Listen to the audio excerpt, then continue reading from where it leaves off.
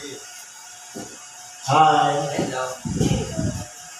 Sa pangalangkot ng dakilang Panginoong Jesucristo, isang mapagpalang hapon sa bawat isa. Nandito po tayo sa pagtatalakay ng ating mga sitas na pinagkaloob sa bawat gawain. Ang una pong sitas, ayon po sa isulat ni San Pablo sa mga Colosas, Kapitulo 2, versikulo 6 hanggang 11. Sabi ganito. Kung paano nga na inyong tinanggap si Kristo Jesus na Panginoon, ay magsilakad kayong gayon sa Kanya.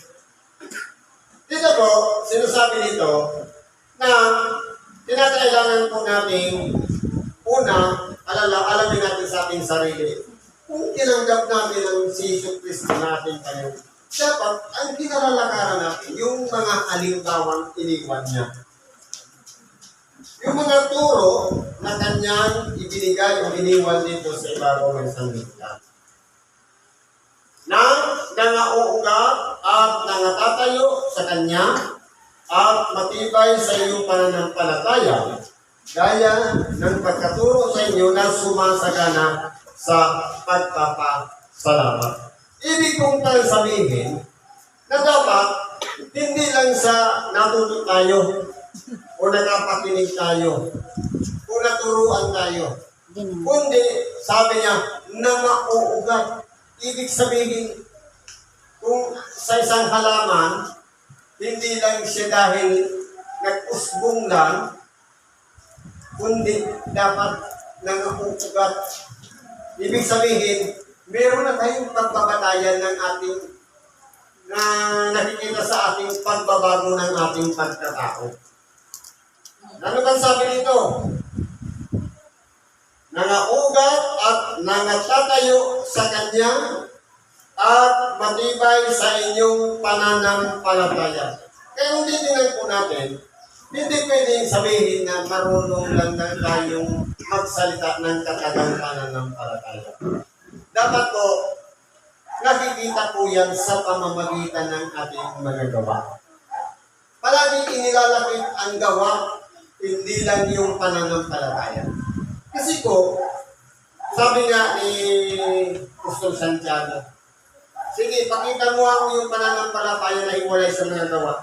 Sa pamamagitan ng ating mga gawa, ipapakita ko naman ang ating pananampalataya. Kumbaga, challenging.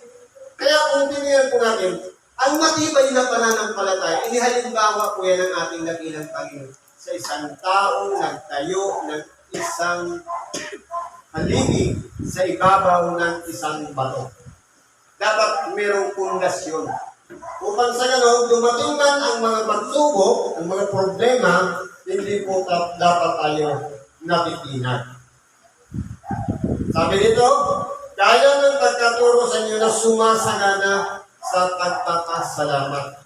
Kaya lahat ng mga tinatanggap natin, mga biyaya, mga pagpapala ng Diyos, palagi natin pinagpapasalamatan. Kayo'y magsipag-ingat.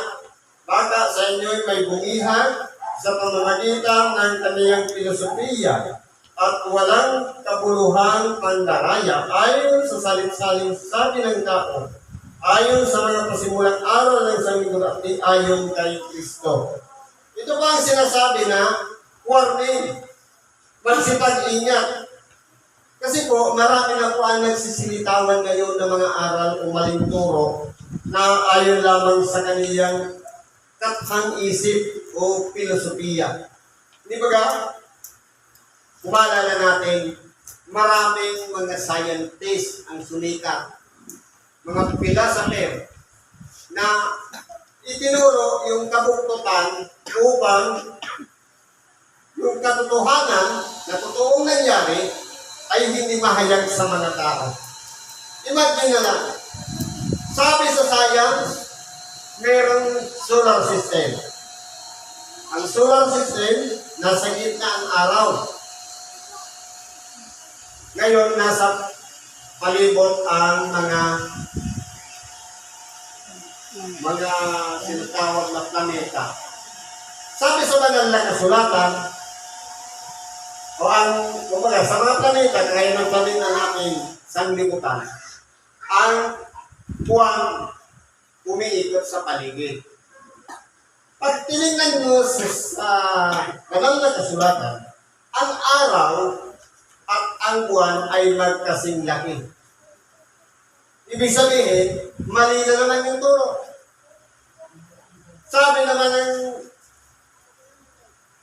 doon sa solar system, ang center ng solar system, araw.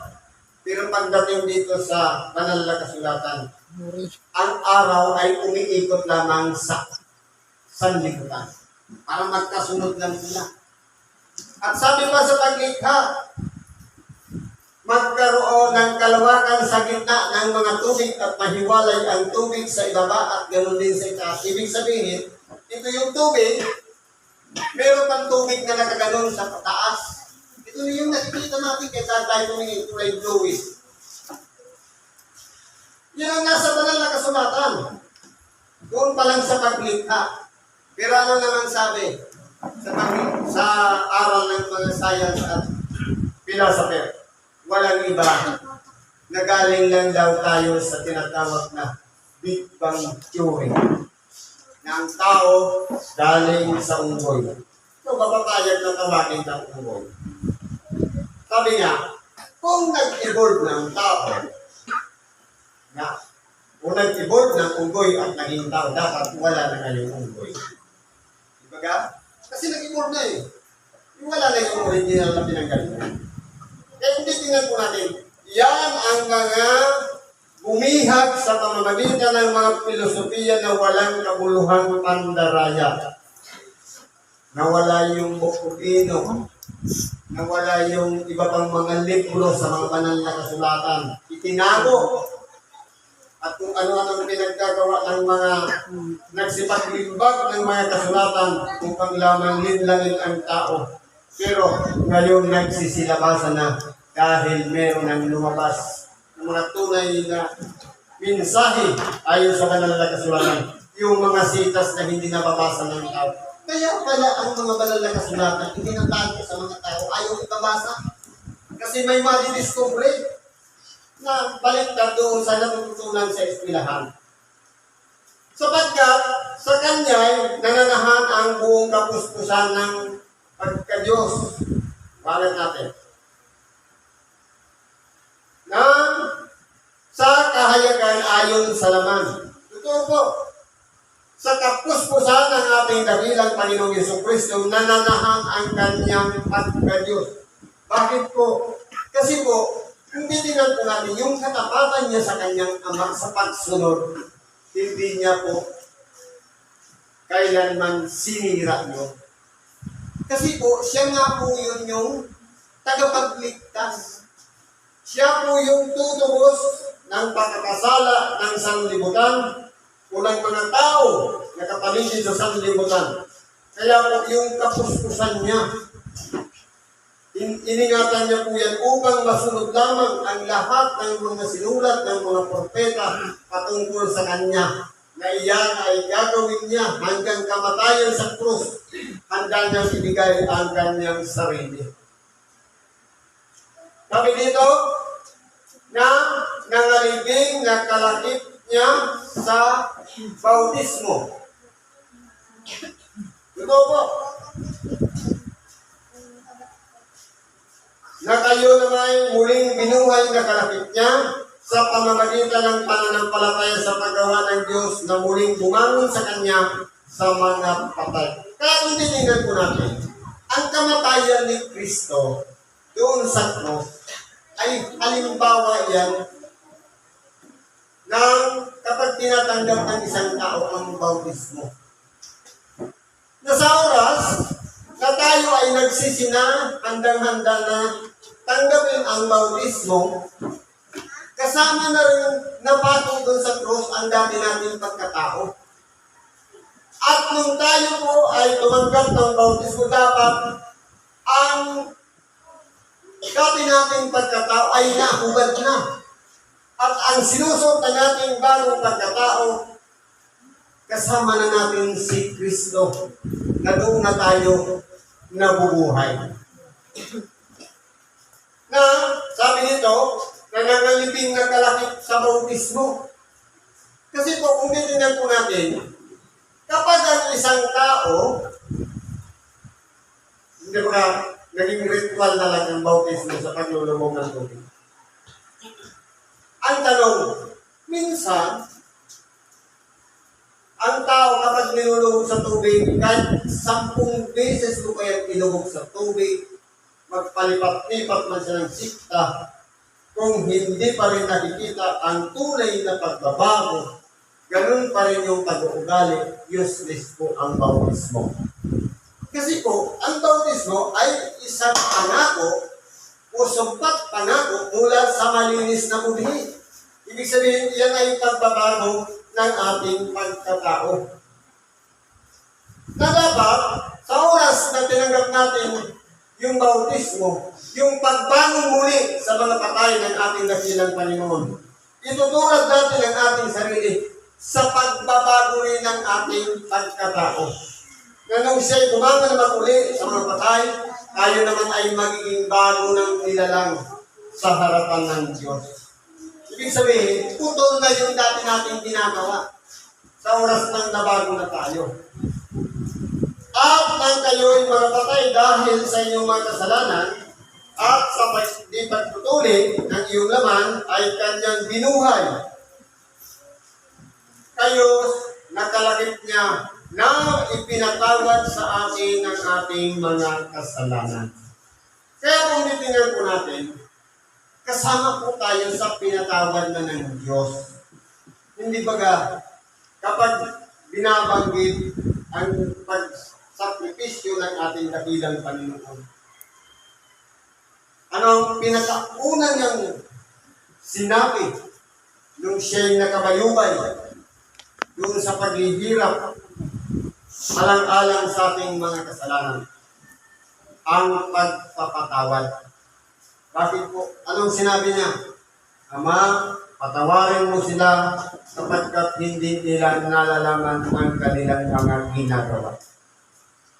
Yun po ang unang ipinagkaloob ng Diyos sa bawat isa sa atin. Unang salitang binitawan ng ating dakilang Panginoon, ang pawiin ng ating mga kasalanan. Ang ipatawad ang ating mga lahat ng mga kasalanan. Kaya kung titignan po natin, ang pagpapatawad niya, hindi lang inclusive o exclusive sa ganito. Lahat, kahit yung maliit na bagay o malaki na bagay na nagawa nating pagkakasala, kasama na po yan sa pinatawad. Ang pagpapatawad po kasi ay, sa isang salita, paglimot, pag-erase, o pagtanggal. Ibig sabihin, magiging malinis na muli tayo. Ang tawag na dyan, banal. Na, pinawi ang usapang nasusulat sa mga palatuntunan laban sa atin na hindi na ayon sa atin na ito'y kanyang inalis na ipinako sa cross.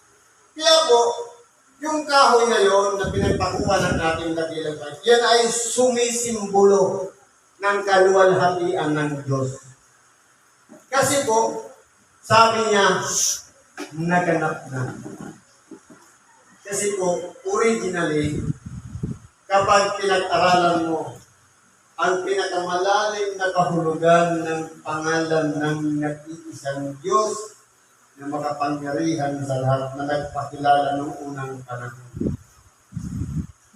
Na mayroong nagbabasa, Yahweh, nagbasa,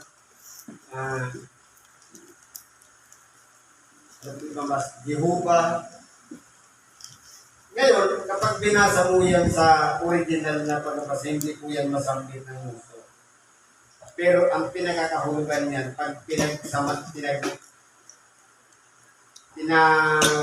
sa English, sabi niya, behold, behold the hand, behold name. Sabihin, naganap na yung pagtupad ng kanyang bugtong na anak. Yung tunay na mensahe, yung kamay ipinatok sa cross. Yung sacrifices na ginawa ng ating dakilang Panginoon, nahayag po yan sa atin. Sa pamamagitan ng pag-alay ng buhay ng ating dakilang Panginoon. Yung ipinato siya sa krus. Pagkasamsam sa mga pamunuan at sa mga kapangyarihan, sila'y mga inilagay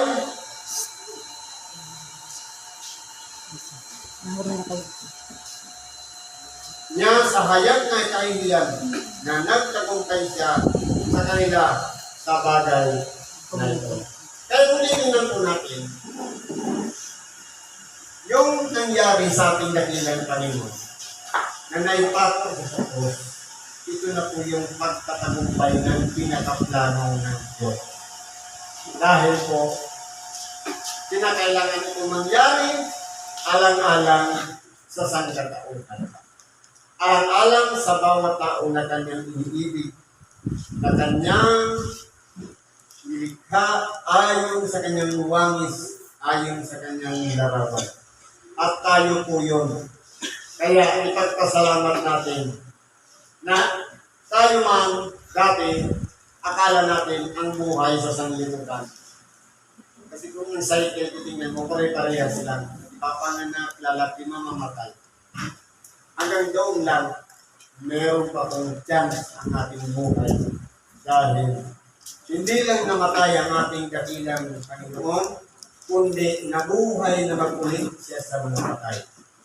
At kasama naman tayo matatanggap ng pagkabuhay na mag-ulit sa mga patay. Kaya ipagpasalamat natin na meron pang nakatagdang extension ang ating buhay na walang iba, ang buhay na walang hanggan. Siguro po, hanggang dito lang, patitibagin natin sa oras nito. Salamat po sa Diyos at anuman ang ating kahilingan, karaingan, ilapit natin yun sa Diyos sa ngalan ni Kristo Jesus. At isang mapagpalang hapon sa bawat isa.